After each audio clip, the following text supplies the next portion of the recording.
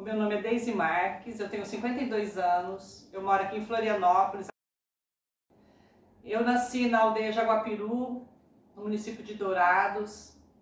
Eu sou filha de indígenas, da etnia Guarani Nandeva.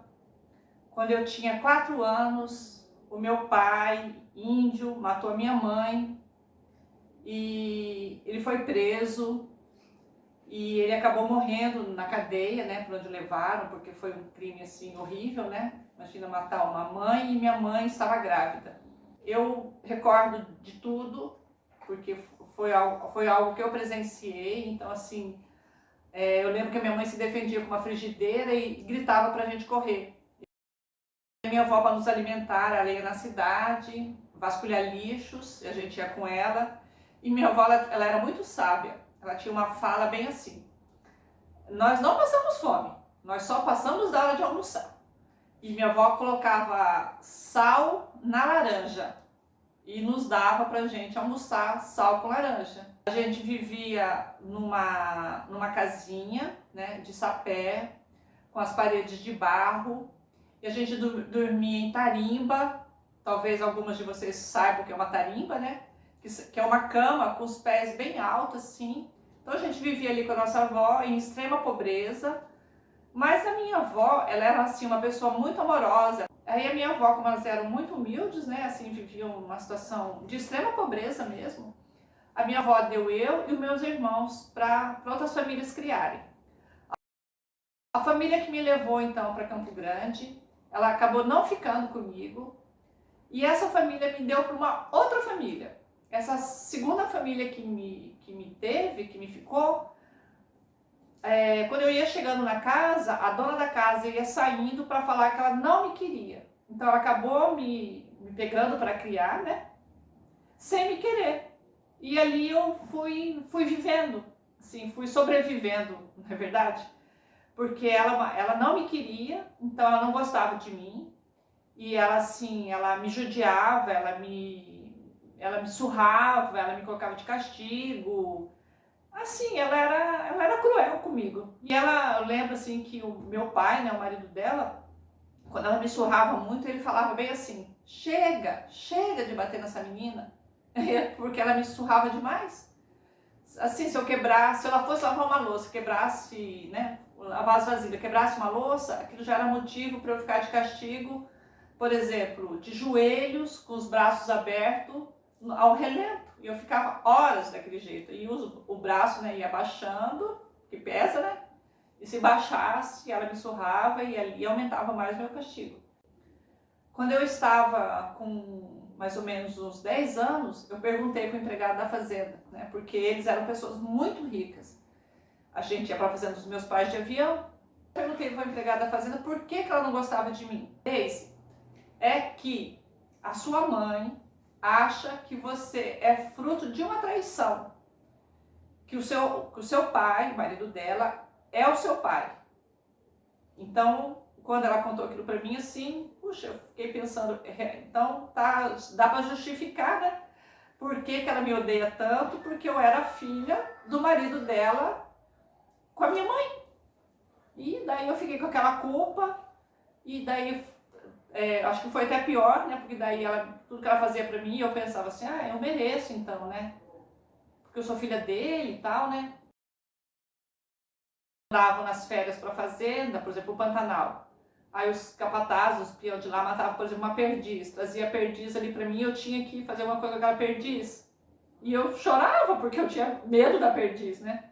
Mas ali eu fui vivendo, fui trabalhando e fui aprendendo. Sempre teve alguém que me ensinasse, que me ajudasse. E eu fui crescendo. Quando eu estava com 12 anos, o meu pai, então, o marido dela, começou a me molestar. E foi, assim, uma fase bem difícil, porque ela já não gostava de mim. Aí ele fazia aquilo comigo e eu não tinha para onde correr, porque o que eu ia fazer? Eu era criança, né?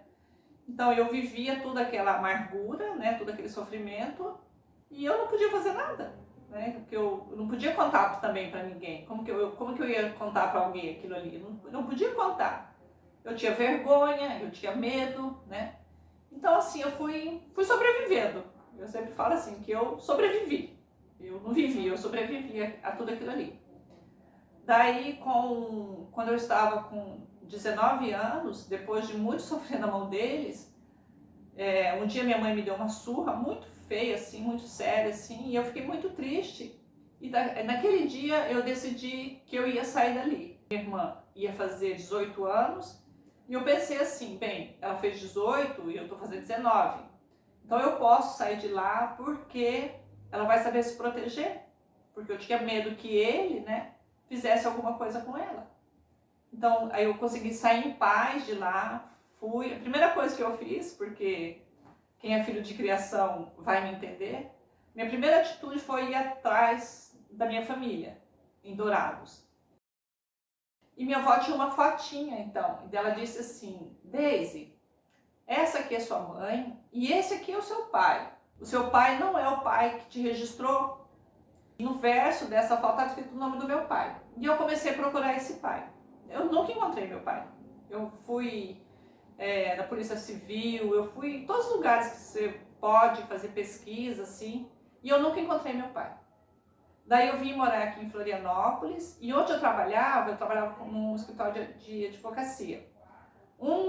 Tinha um rapaz que trabalhava com a gente, ele era de uma ONG que procurava pessoas desaparecidas. E quando eu contei a minha história para ele, ele falou, eu vou achar seu pai. E ele encontrou meu pai. Ele mora em Curitiba, tem 75 anos. E quando eu olhei meu pai, foi assim, amor à primeira vista. Eu me apaixonei por ele, ele também se apaixonou por mim.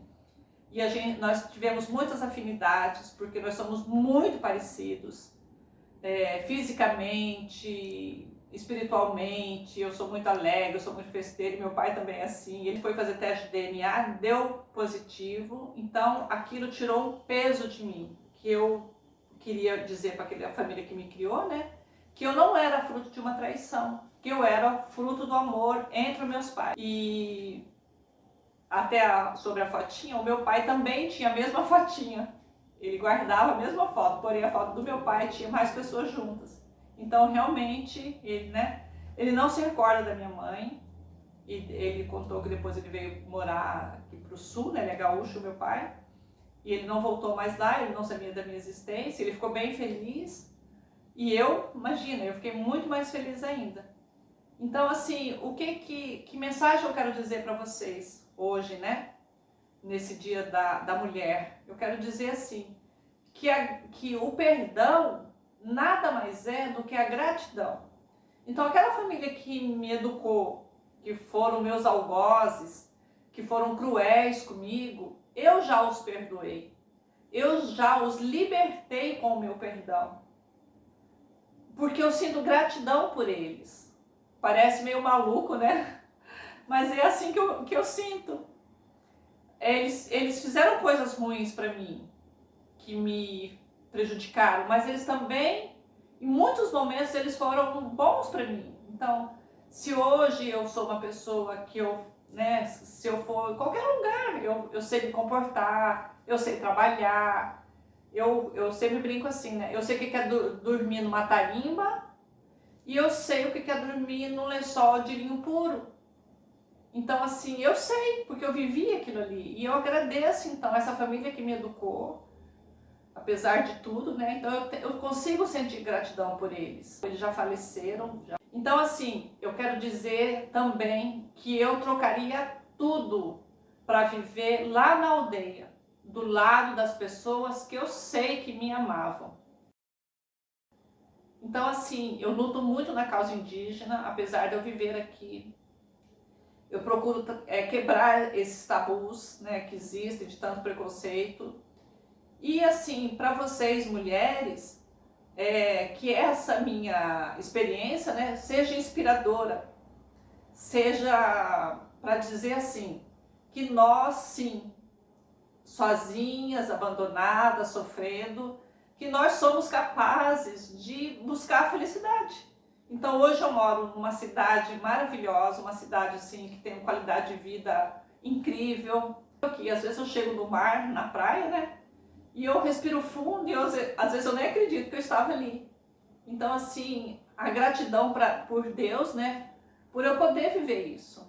Então, assim, essa é a mensagem que eu quero passar para vocês hoje, nesse dia festivo, né? Um dia também da gente poder fazer uma análise sobre a mulher, né? Então, assim, voltar a dizer assim, para a gente ter gratidão, para a gente reconhecer que mesmo no ruim, às vezes tem alguma coisa de boa que a gente pode tirar como proveito. E que tudo passa na vida. Então, todo aquele sofrimento que eu passei durante tantos anos, né? Hoje eles não existem mais para mim. Hoje eu sou uma pessoa bem feliz, eu sou uma pessoa que eu tô aí, né? Trabalhando, lutando. Então, tudo que eu passei, hoje eu posso dizer para os meus alunos, né? Para as minhas alunas, para vocês aí da escola aí de Ponta Porã, que sentir gratidão é um sentimento que nos faz bem, mesmo gratidão pelas coisas ruins, e que tudo passa. Se vocês estão vivendo algum problema que vocês acham que ele não vai passar, pode ter certeza que ele vai passar. Tá bom, meninas? Então, assim, o meu muito obrigada pela oportunidade de poder contar um pouco da minha história para vocês. E assim que der, eu vou para o Mato Grosso do Sul e eu vou fazer questão de ir aí na escola conhecer vocês. Tá bom, meninas? Um beijo para vocês e muita luz no caminho de vocês.